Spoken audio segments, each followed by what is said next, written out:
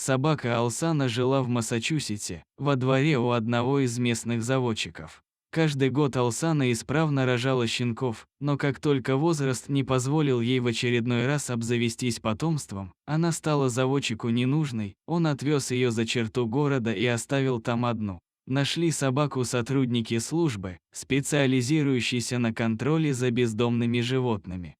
К тому времени Алсана была на грани истощения, но даже не это удивило видавших многое сотрудников организации. Собака была очень напугана и больше всего она боялась людей. В приюте Алсана пыталась всеми силами избежать контакта с сотрудниками, даже звук шагов в коридоре она воспринимала как угрозу и сразу вжималась в дальний угол клетки, опуская взгляд на пол и замирая всем телом.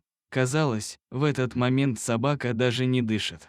Сразу стало понятно, что процесс адаптации для собаки будет сложным и найти семью, которая не побится пройти с ней этот путь также будет непросто. Оставлять Алсану надолго в приюте тоже было нельзя, с каждым днем она становилась все более замкнутой, поэтому поиски для нее нового дома были приоритетной задачей. Новых хозяев нашли довольно быстро. Один из волонтеров позвонил своим друзьям и рассказал им историю Алсаны. У семьи Присли уже жило 2 собаки, но едва приехав в приют, они поняли, что скоро у них станет на одного питомца больше. Супругам очень хотелось помочь девочке, но они побоялись сразу брать ее к себе, решив предварительно пообщаться с зоопсихологом и специалистом по дрессировке. К своему второму визиту в приют супруги были полностью уверены, что Алсана поедет домой с ними. Как только сотрудники приюта открыли клетку, собака быстро выбежала из нее и умчалась в дальний конец коридора, где никого не было. С большими предосторожностями Присли усадили Алсану в грузовик и отвезли домой.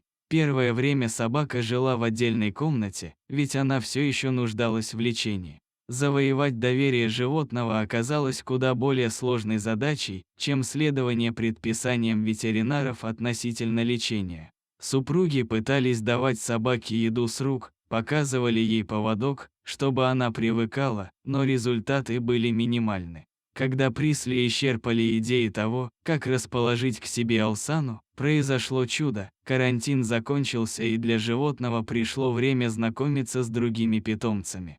Супруги поставили небольшое ограждение возле дверей, чтобы питомцы на первый раз просто почувствовали запах друг друга. Только встретив новых друзей, Алсана на глазах изменилась, она оказалась веселой и дружелюбной. С этого момента собака начала оживать. Оказалось, она совсем не умеет играть, но с удовольствием присутствует при забавах других собак.